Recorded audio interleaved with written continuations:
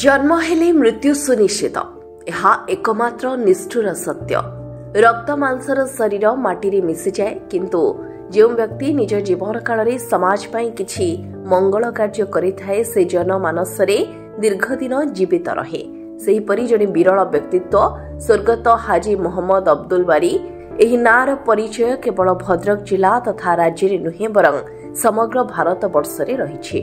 से केवल जड़े व्यक्ति विशेष नुहंती गोटे बड़ अनुष्ठान पुरोधा जहांक पई जिले शांति प्रतिष्ठा होई परिछि। निज जिला भद्रक रे शांति और सद्भावना पई से राष्ट्रपति कठारु जातीय पुरस्कार मध्य पाइछन्ति जहा तांक जीवनर श्रेष्ठ कृतित्व। ए विशाल हृदयर मनीषक वियोगरे तांक परिवार वर्गक सह सारा ओडिशा आज स्तब्ध होई जाइछि। बहु वर्ष धरी 14 महला मुस्लिम जमातर सभापति भावे से निजर कर्तव्य संपादन करथिले। कथारे छि मनीष इहलीला संवरण कला परी ता सब शोभायात्रारू जना जाए जे केते भल पाइबा साउंटिछि। तांको सभाधार रे हजार हजार लोक माननकु देखि अनुभव करि हेउथिला से केते परिमाण श्रद्धा और सम्मानर अधिकारी।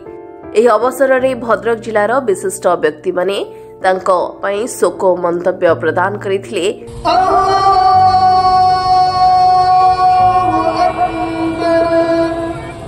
आज जो जनाजा है आपण निजे अनुभव करुथिबे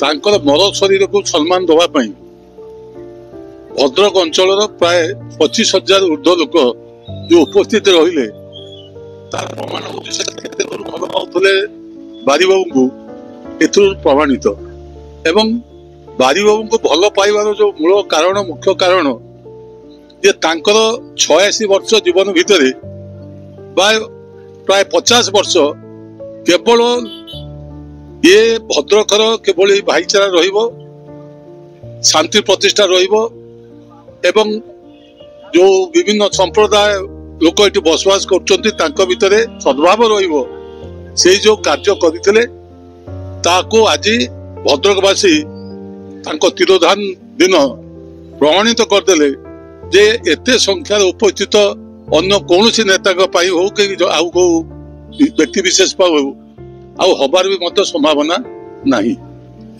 किंतु गोटे दुख रहीगला मोर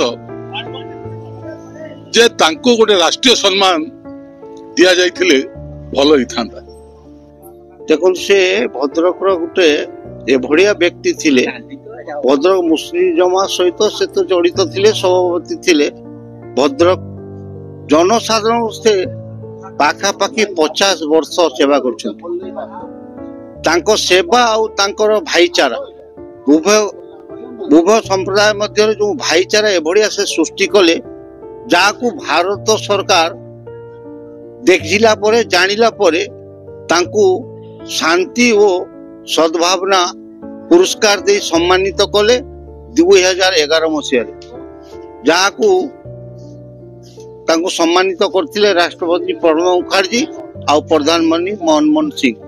आमे माने चेष्टा करिमु जदि तांको सही वार्ता और सही भाईचारा को जदि नहीं आमे शेष पर्यंत ताको नहीं चलिबा ताले तांको प्रति शेष श्रद्धांजलि हबो बोली मु अनुभव करछि। बहुत दिन धरि तांको सहित मोर संपर्क थिला से मो बापा सहित मते अति संपर्क निबिड़ा थिला। जे मो बापा को देहांत हे गला कोरोना रे देहांत होइतिला किंतु परवर्ती मुहूर्त रे जे बारीबाबू सहित छात्र जीवन रो संपर्क रही जे बारी बाबू हेले एकमात्र व्यक्तित्व जे कि समग्र ओडिशा को वार्ता देइछंती भाईचारा पालिबा पई जे सेति पई मु गभीर शोक प्रकाश करूछि एवं तांकर परिवार को एवं संप्रदाय को जो माइनॉरिटी संप्रदाय अछि से संप्रदाय निश्चय जे भगवान तक अल्लाह भगवान निश्चय तांको सहाय हेबे जे एई बड़ी भाव रे भद्रक रे भाईचारा दीर्घदिन धरी रहिथि।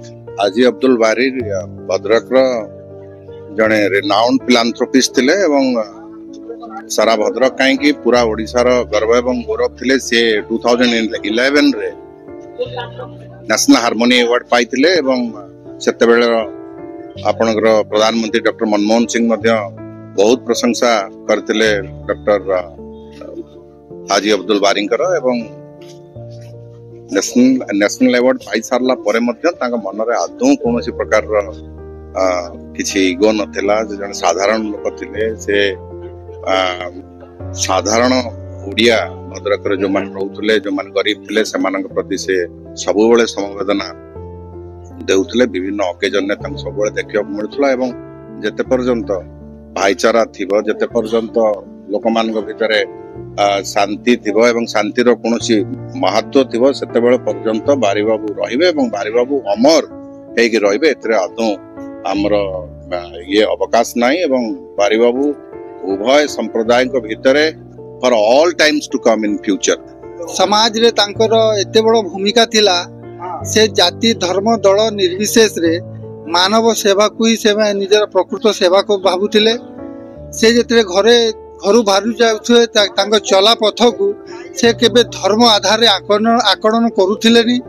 से केवल न्याय और निष्ठा को विश्वास करथिले। से ए भद्रक माटी पाई विशेष करी निज जीवन को समर्पित कर देले। आउ प्रकृत रे तांको उचित श्रद्धांजलि भावे मु अनुभव करूची। गोटे भल मनीष भद्रक माटी सेवा करिले तांको प्रकृत रे उचित श्रद्धांजलि हम। बारीबाबू होचती 14 मला कमिटर केवल सभापति नहंती। ए अंचलर समस्त हिंदू मुसलमान समस्तंकर से होचन मुरबी एवं से जने भारत भद्रक गर्व गौरव जे आज भद्रक रे कम्युनाल हार्मोनी पुरे राष्ट्रपति पुरस्कार प्राप्त बारीबाबू सी आम अंचल पई एक गर्व। द्वितीय कथा है जे ए अंचल रे जो भाईचारार सहर होची भद्रक, ये भाईचारार सहर रे जे सी होचंती सूत्रपात। आज भगवान जगन्नाथ पाखे प्रार्थना करूचु जे रमजान मासरे जो पवित्र मास जे भली भाव रे हिंदू मानकर कार्तिक मास होची पवित्र मास, आज रमजान मासरे द्वितीय दिन रे आज बारीबाबूंकर आज ईदाम हिची जे निश्चित भाव से जड़े भल मनीष थे। आज निश्चित भाव से जो था जमती भी था से निश्चित भाव सुखर रे। सबुठ बड़ कथा जो अंतिम समय अच्छी आज तांको परिवार को भगवान जगन्नाथ धैर्य दिंतु। यही एक विपद बेले तांको धैर्य दिंतु। समस्ते धैर्य सहित आज यही शोकाकुल परिवार को आज समस्ते धैर्य सहित आज समवेदना करने समस्ते चेष्टित अच्छा। केवल भद्रक नुहे समग्र ओडिशा जहाँ को जानते स्वर्गत बारीबाबू से जड़े निर्विवादी जदियो मुसलमान कम्युनिटी से प्रथम नेता थिले एवं समाजसेवी थिले। भद्रक रे मुख्यतः किभली हिंदू एवं मुसलमान संप्रदाय मध्य भाईचारा रहिबो ता उपरे से सब बेले पाई सब समय से गुरुत्व दियंती। हिंदू मुसलमान ख्रिस्टियान सबू धर्मर ऊर्धरे रही से जो भाईचारार वार्ता दौले से भाईचारा को जदि पार्थक्य करी उभय हिंदू मुसलमान आगामी दिन में कार्य करेंगे तांको पई सेटा ही हबो श्रेष्ठ श्रद्धांजलि। संख्यालघु संप्रदायर व्यक्ति होइथिले मध्य उभय हिंदू और मुसलमान लोकमानक मध्य समन्वय रक्षा करी से जे उदाहरण सृष्टि करि जाइछन्ति सेथिपाई से चिरदिन अमर होई रहिबे एवं शांति सद्भावना प्रतिष्ठा पाई तांकर जे वार्ता थिला यदि सबु संप्रदायर लोके ताहाको पालन करिवे ताहा ही हेबो तांक प्रति उचित श्रद्धांजलि। भद्रकरू प्रभात विजयଙ୍କ रिपोर्ट आरसीएन ओडिया।